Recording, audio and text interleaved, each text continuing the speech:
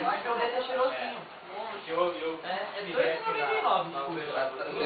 Eu esqueci. Eu deixei um tempo. Mas deixa eu ver. Depois vai rachar. Aí então, se for lavar o chão, banheiro, só pra dar um cheirinho. É gostoso. É que nem assim que a gente fala. É que a gente gasta mó tempo no treino, a gente não dá pra Tá cansada, não pode treinar. Ai, a gente tem um bom ar. Bom ar. Então, Eu gostei. Todo mundo na cabeça que vai começar. Eu quero fazer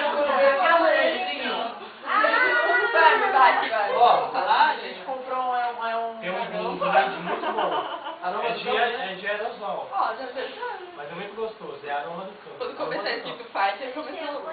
Ele é bem suave. Ele não é forte. vai, é uma delícia. Mas assim, só no período crítico, né? Começou, hein? Lá o pedrinho a gente só usa quando faz cocô mesmo. Entendeu? Senão não, porque vai xixi nós temos cheirão. O banheiro lá em casa é cheiroso, porque o vizinho limpa todo